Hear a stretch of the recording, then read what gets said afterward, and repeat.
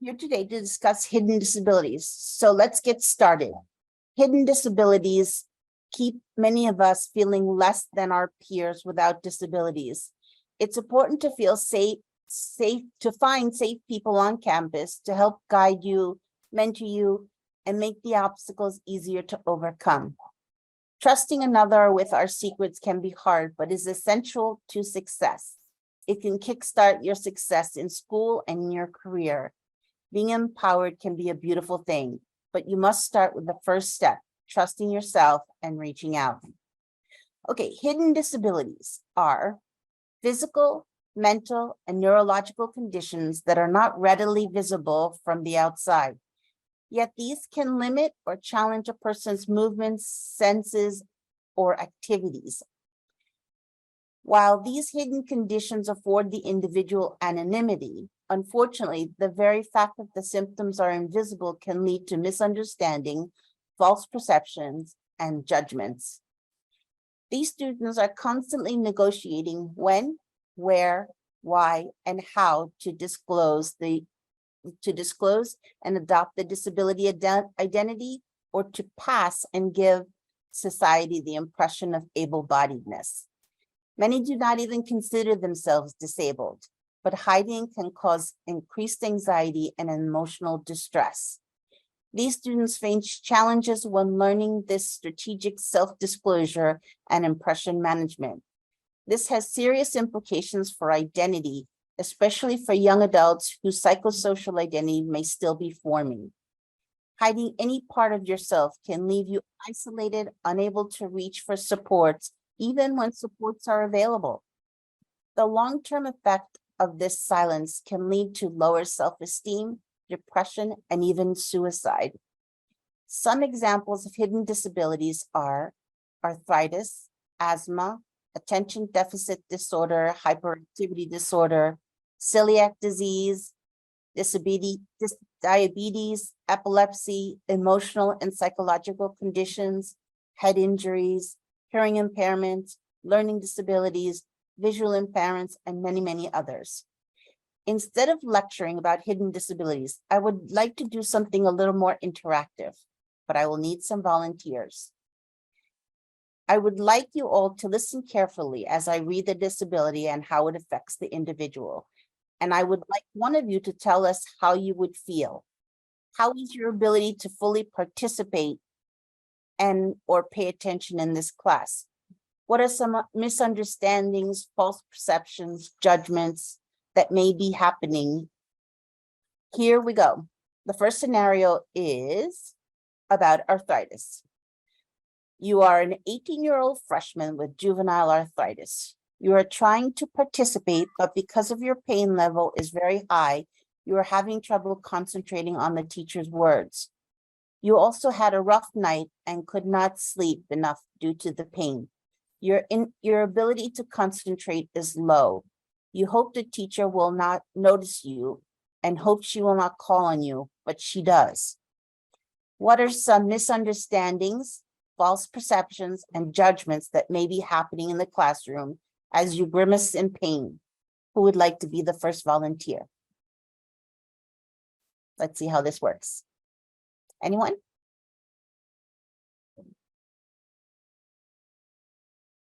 No volunteers?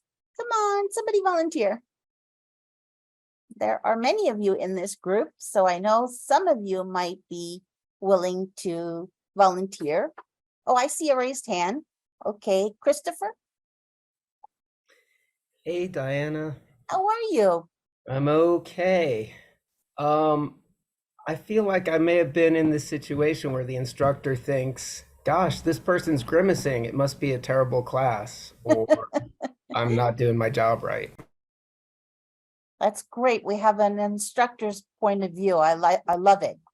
Um, so the teacher may get the impression that the course is not following along the way that you think that it should go.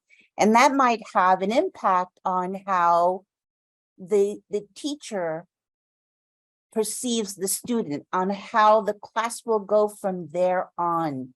And so, yes, there are problems with that. Any other comments? Do speak up. No? Okay. Let's go on to the next one. Asthma. You are an 18-year-old freshman who has missed the last class due to hospitalization for your asthma. You are worn out and were advised by your doctor to rest, but you did not want to miss another class or fall farther behind. You have missed much of discussion on the topic that the teacher is presenting in class. You are lost and do not know what is going on. You get anxious and the teacher calls on you. Who would like to be the next volunteer to tell us what are some misunderstandings, false perceptions, and judgments that may be happening in the classroom? I can't see everyone. Stephanie, can you see someone who might want to volunteer? I can only see once they raise their hand. I don't know how to raise my hand. Okay. If Yeah, you go don't ahead, know how to Roberta. raise your hand, unmute yourself. I did. Go ahead. I'm a person that suffers from asthma. And when I went to school at that particular time, the asthma had taken a lot of control of my life, and I usually wasn't able to be attending the full class. And when I asked for help, they said, go see the doctor, but it's like, I'm just looking for additional, more help or background studies I could get more information. So you didn't get what you needed from the class. Right. So there might have been a misperception that you didn't need help, when really what you needed was help with the class notes or things like that, things that you could have gotten from the instructor if the instructor had a little more information about what your disability was like and how that affected you. Thank you. Okay, let's go on to the next one. Celiac disease is a medical disorder. So you are a 30-year-old sophomore who can't eat, can't sleep, your body is weak, you feel dizzy, and your concentration is shot. You are hungry, but you cannot hold anything down. You are exhausted from the trip to school and are dreading the trip home. The teacher calls on you to answer a question. Who would like to be the next volunteer to tell us what are some misunderstandings, false perceptions, judgments, that may be happening in the classroom while everyone stares at you? What are you feeling? Anyone? Oh, I see a hand. Claire? Hi, thanks for calling on me. I feel like I would be worried if I was the student that the professor might think that I didn't care or that,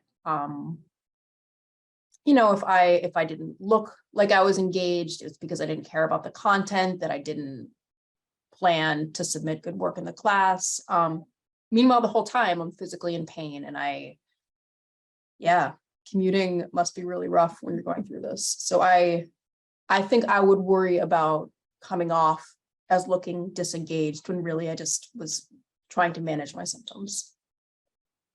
Yes, Claire. So it sounds like you would be concerned with how you are perceived. That's important. And that affects how well you do in class because of this misunderstanding. So thank you, Claire. Okay, so the next one is PTSD. Post-traumatic stress disorder is a medical/psychological disorder. You are an 18-year-old freshman. Your abusive relative just got out of jail. This person has threatened to kill you. You are anxious and afraid this person will follow you to school or follow you from school to your new apartment. You haven't slept well due to nightmares. Your anxiety rises as you sit unable to concentrate. Your vision is affected. You cannot read what is on the board. Your heart is pounding in your chest and you are having trouble breathing. You are having a full-on panic attack. You cannot cope with the teacher calling on you to answer a question. You are ready to bolt out of class. Who would like to be the next volunteer to tell us? I would like to be the first volunteer. Okay, go ahead. I can relate to PTSD as being an Army veteran myself, and Uh-huh. I am a CUNY alumni, and I've gone through that in class regarding PTSD, having heart palpitations and things like that. It's all depending on their student if they want to divulge their disability. For someone who's having a panic attack, I can only relate to myself that Uh-huh. for me to feel safe and for the classroom to feel safe and not be misunderstood, I would inform the professor and my classmates, I'm having a PTSD attack right now, and you calling on me would not be in my best interest at the present time. Can I exit the classroom and speak to you further on a separate note? And Okay. also being engaged with the accessibility department helps with that as well. Okay, so in that instance where you were having a panic attack, you would choose to disclose. Okay. Some people would not and just leave. But in your case, you were able to give that teacher the information. So that would lessen some of the misunderstandings. If you hadn't disclosed, what do you think would be the misunderstandings or perceptions or judgments about you Um, leaving the class once again? that person was not prepared, or Mhm. that person did not care about your assignment, or Right. has some mental health issues, because that's sometimes, unfortunately, that's how people view, oh, they don't want to answer, they didn't come prepared, or they got some issues going on. Right. But because PTSD, you want to feel safe, it's better to inform others so you can find your safe place. Excellent, excellent. Yes, yes, it is. Okay, let's go on to the next one. Epilepsy is a medical disorder. You are an 18-year-old freshman. You are very aware that at any moment you could have a seizure. If one happens, you will feel very embarrassed about your behavior during the seizure. When your seizures are mild, you may only lose consciousness momentarily, but this still brings anxiety, confusion, loss of concentration, and you hope that no one will notice. Who would like to be the next volunteer to tell us what are some misunderstandings, false perceptions, and judgments that may be happening in the classroom? Any takers?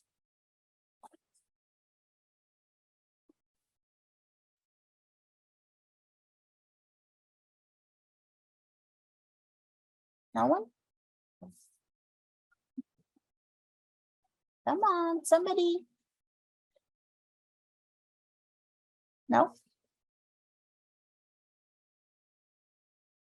No, no one would like to talk about this. Epilepsy is the kind of disorder that it could bring on a seizure at any time. So it's very hard to anticipate when it will happen. And so that brings up anxiety and confusion. Some misunderstandings might be that you're not interested in the class, you're daydreaming, you may not be paying attention, and the teacher might get a negative connotation to your behavior. So that might be some of the misunderstandings that could be and the misperceptions that could be going on. Okay, let's go on to learning disabilities. You are an 18-year-old freshman with a history of learning disability. You want to hide this fact because you were not happy with how you were treated in high school. You want to make a fresh start without disclosing, but you are struggling academically. Your new friends want you to hang out, but you toil in your dorm room alone, trying to read your dense textbooks. You are behind in your readings and you're not getting what everyone else in the class is getting. The teacher does not call on you today, but she does hand you your exam paper with an F on it. Who would like to be the next volunteer? Come on, everyone. It works better if people volunteer. Don't be afraid.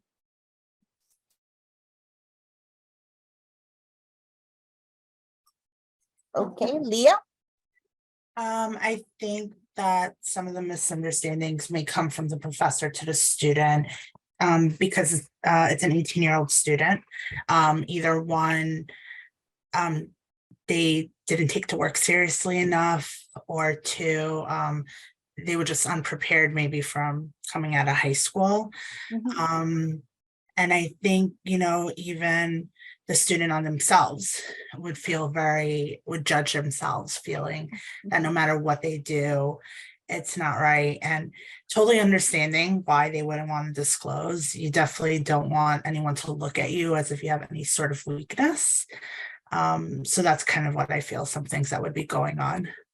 Excellent, excellent. Yes, yes, it is.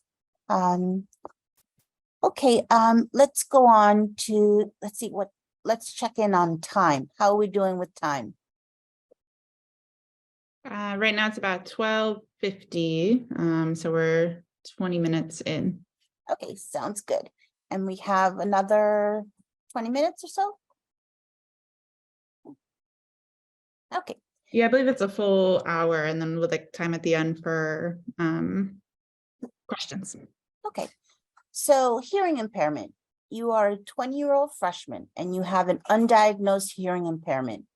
You are having trouble hearing the teacher. You are used to sitting in the back of the classroom where you are unnoticed by the teacher, but this makes it harder to hear. You feel lost in the discussion and your anxiety heightens when the teacher calls on you. Who would like to be the next volunteer? Roberta, you had a chance already. Let's give someone else a chance. Anyone else want to volunteer? If not, we'll go to Roberto. Anyone?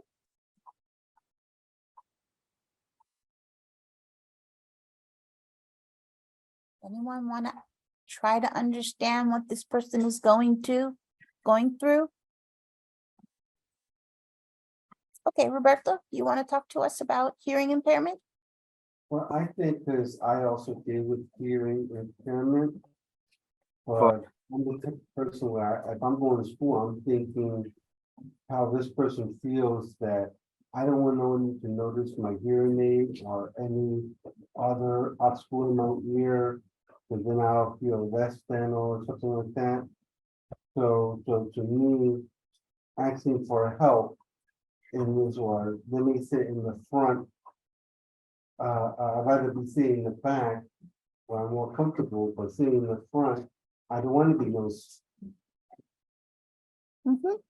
So, so the options of wearing your hearing aids or not might be there, but it may not be to your advantage to not have them. But yes, this is a problem for many people who have hearing loss, who may not even be diagnosed as having a hearing loss, but do notice that they struggle to hear.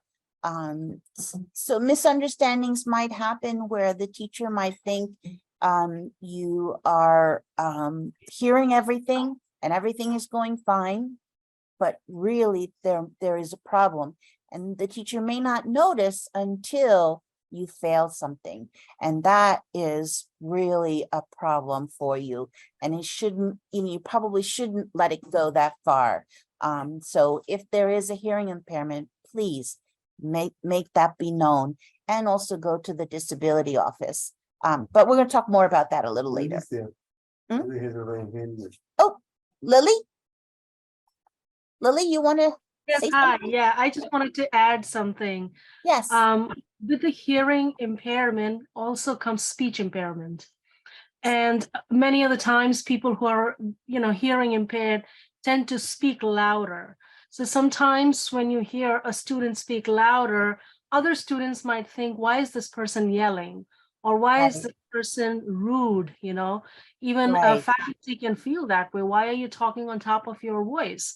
But the truth of the matter is that they're not able to hear. That's why the speech is loud. So you have to pick up on these kind of things as to why people, speak louder, or, or they might have some delay in speech. It's also linked to hearing impairment. Very true. Very true. Thank you, Lily. Thank you. Okay, let's go on to the next one. Visual impairment. You are a 30-year-old freshman. Your vision is narrowed has narrowed over the years, and now your field of vision is only in your peripheral vision. You struggle to see the teacher and what is on the board. The teacher moves from side to side, and you struggle to keep her in your field of vision. This struggle has put a burden on your eyes, and a headache is growing. Your concentration is waning. How do you feel when the teacher calls on you? Who would like to be the next volunteer to tell us some misunderstandings, false perceptions, and judgments that may be happening in the classroom as you struggle to find the words to explain? May I say something? Sure. Who's talking?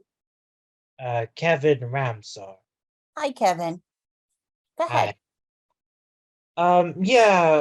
I think wearing glasses might refer to visual impairment, and Uh-huh. I've worn glasses my whole life, since I was a child up until now, and I'm 29 years old, so this example does almost refer to me in a way. And I remember the CUNY school I went to called QCC. I had to be aggressive. I had to usually sit in the front of the room. I had to arrive early, Mhm. and I think I would always want to be on the teacher's good side or on the professor's good side, and I think my vision was it was never perfect for some reason. It was always like maybe an 8 out of 10, and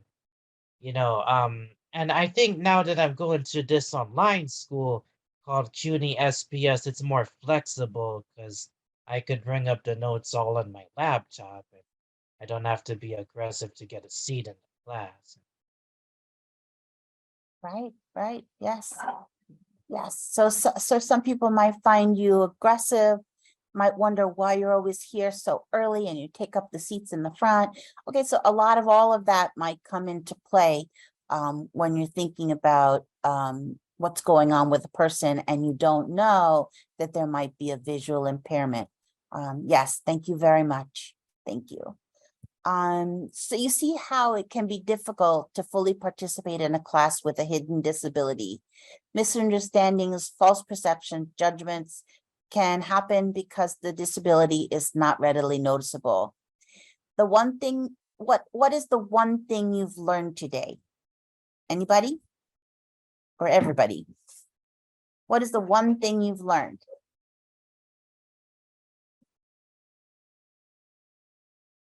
Come on, don't be shy.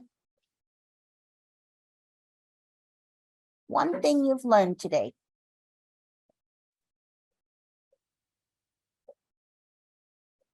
Anybody? Okay, Leah? For me, this is a good reminder, not to judge anyone based on how you see them or Mhm. how they appear. And if you notice something off, don't automatically assign a reason for it without actually speaking to the individual Right. if they're comfortable, or at Right. least, observing more. Okay, so there could be misunderstandings, there could be judgments that happen. All of that can happen just sort of automatically. You don't even think about it, which is important to try and be cognizant of that and address it with the person. That way you can be clear, oh, yes, this is what's going on, or no, that's really not what was going on. This is what's going on. And then you have more of a rapport. Okay, Michael, I think I saw Mike. You had your hand raised? Yeah, I just want to add something that like people living with the disabilities, like struggling during the learning process Mm-hmm. to get the right information with the like hearing impairment or vision impairment, like what's and all these affects the person, and we need to reach out to the person and try to help.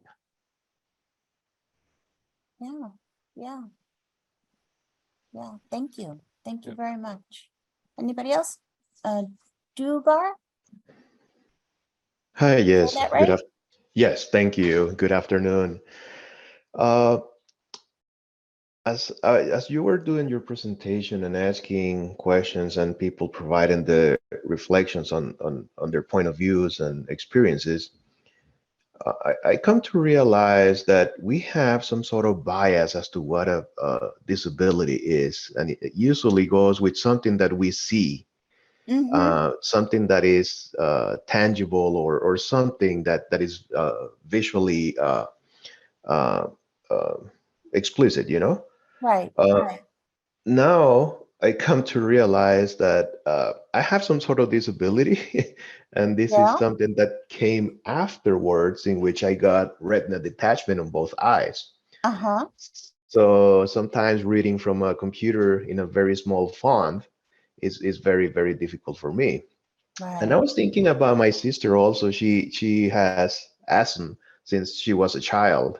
Uh-huh. So, and I never thought of her, in that perspective. So definitely your presentation questions and feedback from other participants helped me up in my mind, and see that there is more beyond what I was thinking Right. before. Well, it's important to think about also cultural impact of disability. There are some disabilities that are not considered disabilities in certain cultures. It's just part of being the variety of human beings that we are. And only in this culture, the Western culture, do we identify disabilities. Other cultures just accept people as who they are.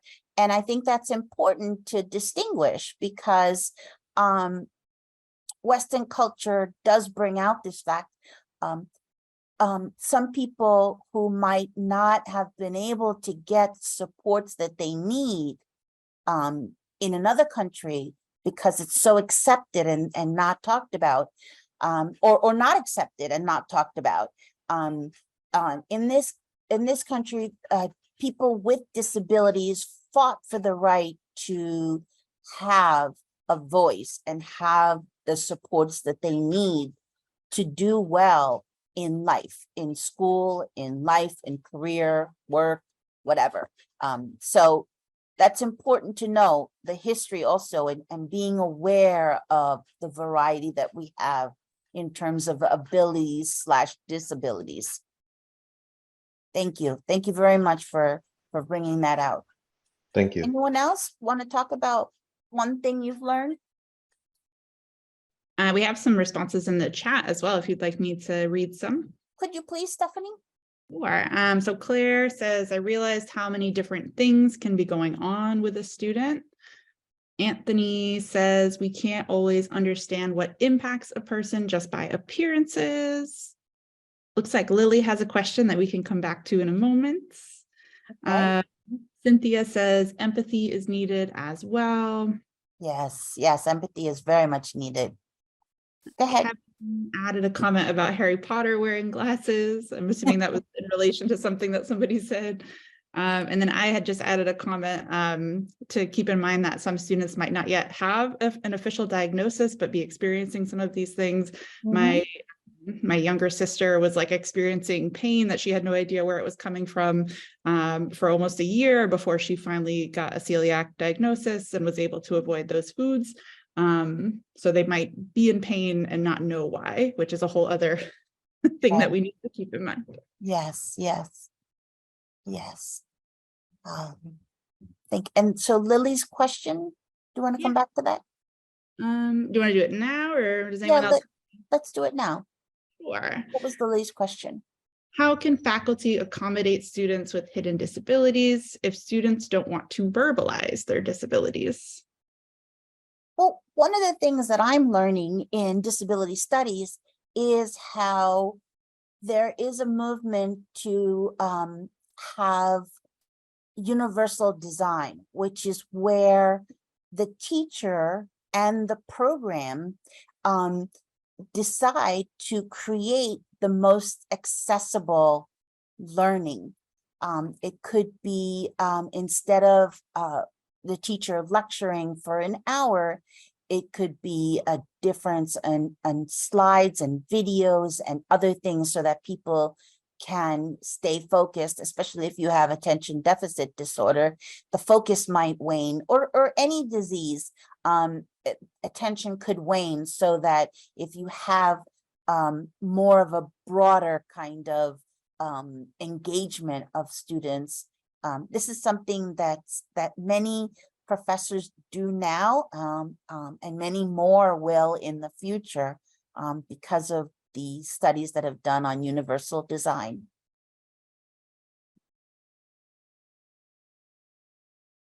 Anybody else? Questions?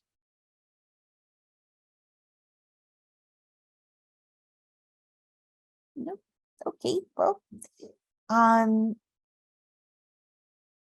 students with hidden disabilities face great challenges that can be alleviated through supports available on campus. The disability office, I think Chris was there. Is he still there? No, okay. Still here. Oh, still there. So Chris is on the line. So he's from the disability office, and I'm sure he would welcome any of you who would want to join them and register for their office, and even get some supports, whatever that may mean, whether it would be an accommodation or whatever you need to do well in school. The student affairs is there, the counseling center is there. Take advantage of these supports that are available. It's made a difference in my life. It could make a difference in your life. Peers are also available supports.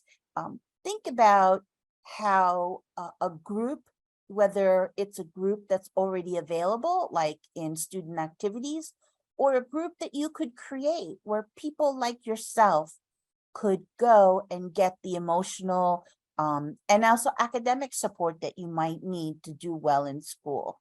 So think about peer support. It's very important.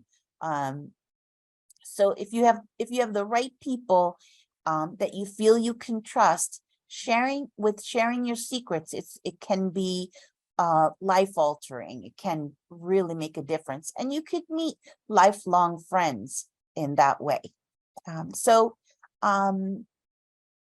If there aren't any more questions, let's see, are there any more questions in the chat? I have a question. I don't Go know ahead. if this was covered, but I know we're talking about students and disabilities, but what about professors or administration that might have disabilities as well? I don't know if that is going to be covered in the context of this week, because it's also important to be mindful that that administration staff, supporting staff may have disabilities as well. And sometimes students may trigger that as well. I'm just being open. I hope this is a safe space that It is a safe space, and you're right. Faculty, staff are human, and humans have abilities / disabilities. There could be any number of disabilities that are hidden that you wouldn't be told, but might make an effect that you need to navigate. Yes, very important. And I hope, yes, that will be discussed. But if not, definitely bring it up in different groups, because it's important. Faculty are people who too. Thank you. I mean, I worked for 20 years. People did not know of my disability as I worked as a career counselor. Nobody knew. But I suffered throughout my career, childhood and career, and nobody knew. I didn't let anybody know. I was very good at hiding. Yeah. Okay, anybody else? Okay, well, thank you for participating in this workshop. I hope it was informative and enjoyable. And I'm not sure where we should go from here. We do have extra time.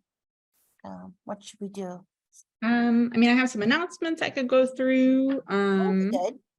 If nobody else has any questions, I definitely don't want to cut anybody off if they do. So yes, thank you, Diana. Thank you all for participating today. If you attended and stayed for 85% of the session, you will be entered into a raffle to win one of 3 prizes: AirPods, Kindle, or an air fryer. Keep in mind that you do have to be a CUNY SPS student to enter the raffle, but you'll get an entry into the raffle for completing the survey for every session that you attend. So please keep coming to our sessions this week. Later today at 5:30, we have the keynote presentation with Miss Anita Daniels. So definitely check that out if you are available. And then shortly after that at 6 p.m. to 7 p.m., we have There Is No One-Size-Fits-All Solution when addressing the mental health crisis in adolescents and young adults. And I do have the link so that you can all go check it out. And is there a link for the survey too? That will go out at the end of the week. Oh, at the end of the week, okay. For each workshop, it would happen at the end of the week? Yeah, so there's one survey for the whole, and people will go through and say which ones they attended and then rate it in that way. Okay. Let's see. Any other questions for me or for Diana?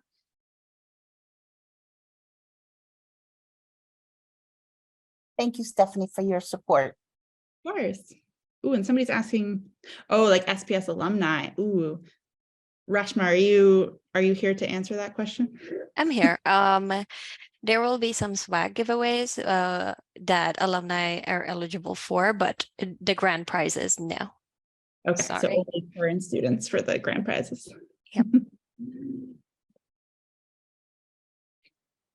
Christopher, do you want to talk a little bit about the disability office and what services you provide? If you think that would be helpful, I could speak to that. Well, we have the time, so that might be a good idea. Okay. And maybe that'll give you some other material. So any school, certainly any school in the CUNY system has an office that handles student disability services. Sometimes it's called the Accessibility Center. It's got different names, but part of the design of that office is to make sure that staff who know the rules and are familiar with how to accommodate students can help advocate for the students. So on the student side, we sort of help figure out how you can how the school can reduce barriers that might be presented by a disability. On the faculty side, we help suggest what steps can be taken to accommodate the student, and we do stuff outside of the classroom too. It's a really long conversation, Diana. I don't know how much you want from me, but since it came up, for faculty, yeah, for faculty and staff, if there is a barrier that's arising to your work because of a disability, human resources is does deal with that stuff. So there's a place for them too. And there's a whole process there that I'd like to learn more about, actually. I'm not really up on that. But thanks for the invitation, Diana. And I'd love it if you could talk a little bit about confidentiality and hidden disability. Like, is it, because it sounds like you're pretty open about disclosure. I think not everybody is. Could you maybe talk about the pros and cons of that?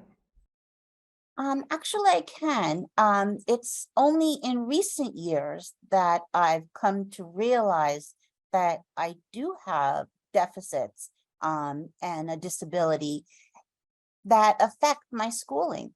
But during my undergraduate, I did not feel comfortable disclosing, did not feel safe, and that became a barrier, and also problems with me emotionally. It made school that much more difficult. School was hard enough, but then to have to deal with these emotional issues, and they're very private and very personal.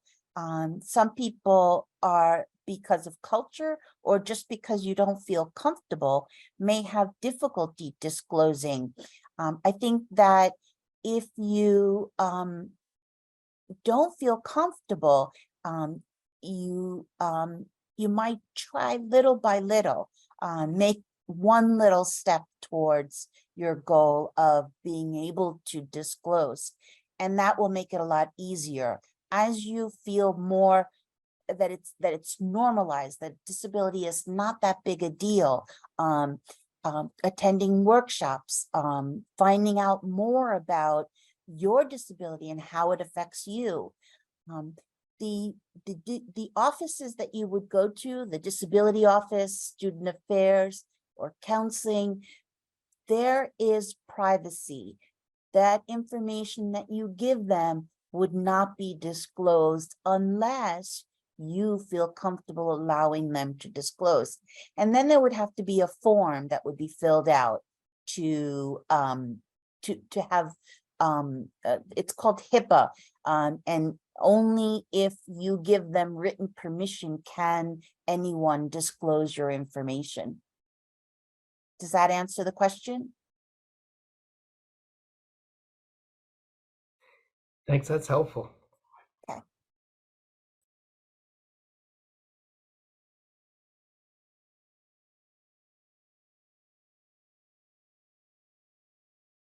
Anything else come up during that information? Anything come up for anyone? Kevin in the chat asks, is CUNY SPS located inside of the CUNY Graduate Center?